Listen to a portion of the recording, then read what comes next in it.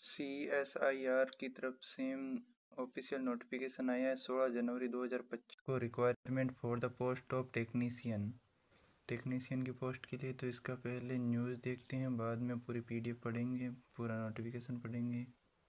तो ओवरव्यू क्या है इस वीडियो का, जिसके अंदर बताया जाएगा कि टेक्नीशियन के लिए 41 पोस्ट है। सैलरी कितनी है, 19,000 से 63,000। एलिजिबिलिटी क्राइटेरिया क्या है, SSC 10th स्टैंडर्ड और मिनिमम 55% मार्क्स होने चाहिए। और सिलेक्शन प्रोसेस क्या रहेगा, stage first trade test, stage second competitive written test. Application form fee 500 रुपये। SC/ST के लिए कोई फ़ीस नहीं है। कैसे अप्लाई करना है, फिर वापस डाउनलोड करते हैं और पढ़ते हैं। तो इसके अंदर 16 फरवरी 2025 लास्ट डेट बताई जा रही है। और कौन कौन सी पोस्ट है इसके अंदर, name of the post technician और GR सेकंड। टेक्नीशियन के लिए 41 पोस्ट है और टोटल एमोल्यूमेंट यानी 38,433 रुपये। अपर एज लिमिट है 28 years. Approximate emoluments on the scale of including Chennai city. Detail of the post, vacancies and job requirement, यानी कौन कौन सी पोस्ट है। Instrumental mechanic, electronic mechanic, laboratory assistant, chemical paint. तीसरी है रेफ्रिजरेटर एंड एयर कंडीशनिंग। चौथी है ड्राफ्ट्समैन, सिविल इंजीनियर। पांचवी है फिजियोथेरेपी। छठी मेडिकल लैब टेक्नीशियन, नर्सिंग या मिडवाइफ, केटरिंग या hospitality assistant, lab animal handling and breeding, house keeper, front office assistant, pharmacist, network maintenance, computer operating and programming assistant and programming systems, administration assistant, library assistant, desktop publishing operator, leather goods maker, footwear maker, floriculturist, और है last है mechanic motor vehicle. तो ये है सारी post. इनके लिए अलग अलग क्वालिफ़िकेशन है, तो आप देख सकते हैं, वीडियो डिस्क्रिप्शन में डाउनलोड कर सकते हैं इसको और देख सकते हैं, और हम तो पढ़ ही रहे हैं। तो इंस्ट्रूमेंटल मैकेनिकल के लिए 28 ईयर्स एज है और ये क्वालिफ़िकेशन बाद में पढ़ेंगे। पहले पढ़ते हैं कि इसके अंदर कौन कौन से टेस्ट के अंदर क्या क्या आने वाला है। तो पार्ट फर्स्ट है, जिसके अंदर यहाँ पर नीचे हिंदी में भी दिया हुआ है, हिंदी वाला पढ़ते हैं। ये रहा। तो ऊपरी आयु सीमा में छूट भी है। SC/ST के अंदर 5 वर्ष की और OBC के लिए 3 वर्ष की। अब ये बताया गया है कि लिखित परीक्षा के अंदर क्या आने वाला है। परीक्षा की विधि, योजना और पाठ्यक्रम, परीक्षा केंद्र और चयन का आधार, आवेदनों की जांच। प्राप्त आवेदनों की जांच एक समीक्षा समिति द्वारा की जाएगी, जिसका गठन चयन समिति के सदस्यों में से किया जाएगा। समीक्षा समिति ट्रेड परीक्षा के लिए बुलाए जाने वाले उम्मीदवारों को शॉर्ट लिस्टिंग करने के लिए अपने स्वयं के मानदंड अपनाएगी। चरण फर्स्ट है ट्रेड परीक्षा, जिसके अंदर समीक्षा समिति द्वारा अनुशंसित उम्मीदवारों को ट्रेड परीक्षा के लिए बुलाया जाएगा, जो कि अहर्क प्रकृति की होगी। ट्रेड परीक्षा में उत्तीर्ण होने वाले चरण सेकंड अर्थात प्रतियोगी लिखित परीक्षा के लिए बुलाया जाएगा। तो लिखित परीक्षा का क्या है, तरीका क्या है। ओमार बेस्ड होगा, कंप्यूटर आधारित वस्तुनिष्ठ प्रकार की परीक्षा होगी। प्रश्नों का माध्यम अंग्रेजी और हिंदी में पूछे जाएंगे। अंग्रेजी प्रश्नों, अंग्रेजी भाषा को छोड़कर। परीक्षा का स्तर SSC प्लस ITI और 12th। कुल प्रश्नों की संख्या 150। कुल आवंटित समय 2 घंटे 30 मिनट। पेपर फर्स्ट है, जिसके अंदर मानसिक शारीरिक मानसिक दक्षता परीक्षा होगी। प्रश्नों की संख्या 50 है। अधिकतम अंक 100 रुपये, 100 नंबर। नेगेटिव मार्किंग है नहीं। मानसिक योग्यता परीक्षा को इस प्रकार तैयार किया जाएगा कि इसमें सामान्य बुद्धि, मात्रात्मक अभिक्षमता, तर्क, समस्या समाधान, परिस्थिति जन्य निर्णय आदि को शामिल किया जाएगा। पेपर सेकंड के अंदर क्या होगा, सामान्य जागरूकता के 25% 75 नंबर के, और अंग्रेजी भाषा के 25% 75 नंबर के, नेगेटिव मार्किंग नहीं है। पेपर थर्ड है जिसके अंदर संबंधित विषय, जो भी विषय होगा उसके 50% 150 नंबर के। पेपरों का मूल्यांकन और अंतिम मेरिट सूची केवल उन्हीं उम्मीदवारों के पेपर सेकंड और पेपर थर्ड का मूल्यांकन किया जाएगा जिन्हें पेपर फर्स्ट में न्यूनतम सीमा अंक प्राप्त होते हैं। समान कुल अंक प्राप्त होने वाले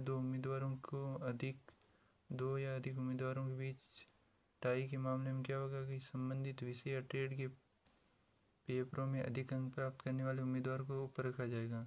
लिखित परीक्षा के संबंधित पेपरों में कम नेगेटिव मार्किंग यदि लागू हो, प्राप्त करने वाले उम्मीदवार को ऊपर रखा जाएगा। लिखित परीक्षा के पेपरों में कम नेगेटिव मार्किंग प्राप्त करने वाले उम्मीदवार को ऊपर रखा जाएगा। जन्म तिथि जिसमें अधिक आयु वाले उम्मीदवार को ऊपर रखा जाएगा। पहले अनिवार्य योग्यता प्राप्त करने वाले उम्मीदवार को ऊपर रखा जाएगा। और आवेदन शुल्क के बारे में क्या कहा गया है कि 500 रुपये आवेदन शुल्क है सामान्य, ओबीसी और ईडब्ल्यूएस के लिए, और बाकी के लिए कोई आवेदन शुल्क नहीं है। ट्रेड परीक्षा और लिखित परीक्षा चेन्नई में आयोजित की जाएगी। ट्रेड परीक्षा और लिखित परीक्षा की तिथि, समय और स्थान के बारे में उम्मीदवार को, ये ऑफिशियल वेबसाइट है, इस पर दिया जाएगा। आवेदन कैसे करना है, इसकी वेबसाइट पर जाना है और आवेदन कर देना है। और क्या करना है, डाक द्वारा भेजे जाने वाले आवेदन पत्र की कागजी प्रति के साथ संलग्न किए जाने वाले दस्तावेज केवल तभी जब उम्मीदवार से कागजी प्रति जमा करने के लिए कहा जाए, तो उस टाइम क्या करना है कि उम्मीदवार द्वारा विधिवत हस्ताक्षरित ऑनलाइन आवेदन पत्र का प्रिंट आउट, 500 रुपये के आवेदन शुल्क के लिए ई रसीद या चालान की मुद्रित प्रति, आवेदन पत्र पर चिपकाया गया या हस्ताक्षरित रंगीन फोटोग्राफ, जन्म तिथि प्रमाण पत्र की स्वयं सत्यापित फोटोकॉपी, सभी शैक्षणिक योग्यता प्रमाण पत्रों और उनकी सभी मार्कशीटों की स्व सत्यापित फोटोकॉपी, अनुभव प्रमाण पत्र की स्व सत्यापित फोटोकॉपी, यदि जाति, समुदाय या दिव्यांगता या कमजोर वर्ग प्रमाण पत्र की स्व सत्यापित फोटोकॉपी, विधवा, तलाकशुदा है तो वो, और सरकारी, स्वायत्त निकाय या सार्वजनिक क्षेत्र के कर्मचारी हो तो अनापत्ति प्रमाण पत्र।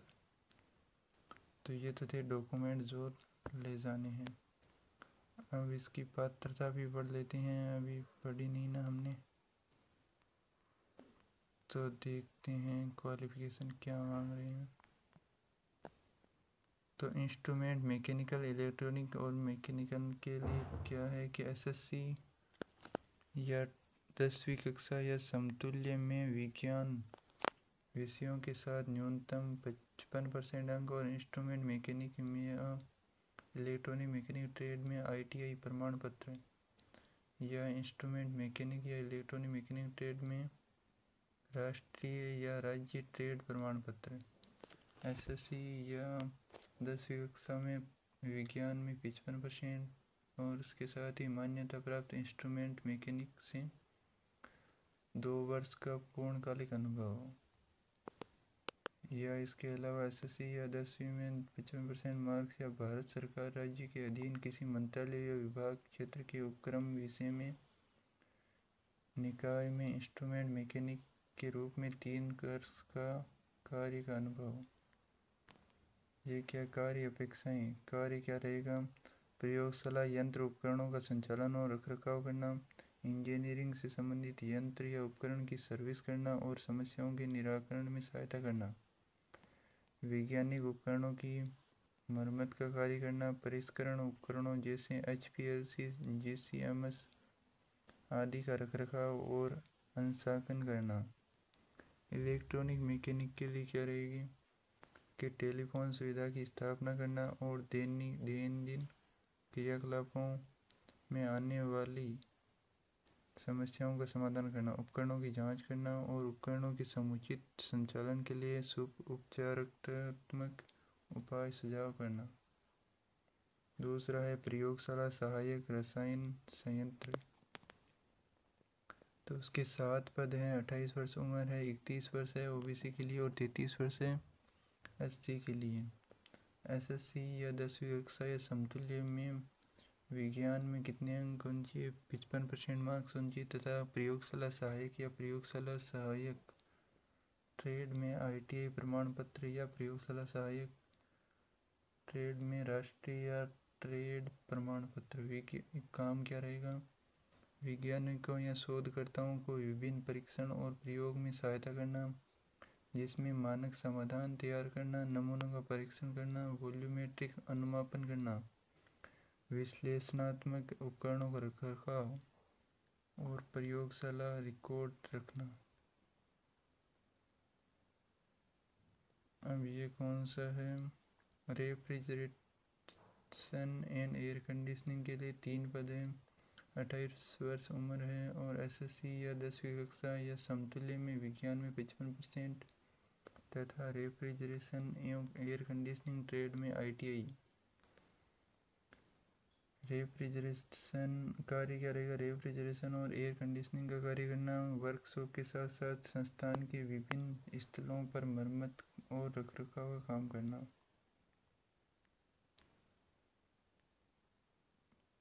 इसके बाद है ड्राफ्ट मैन सिविल। इसके 2 पद है। 28 वर्ष उम्र है। इसके लिए भी क्या है? एसएससी या 10वीं कक्षा या समतुल्य में 55% अंक के साथ ड्राफ्टमैन ट्रेड में आईटीआई।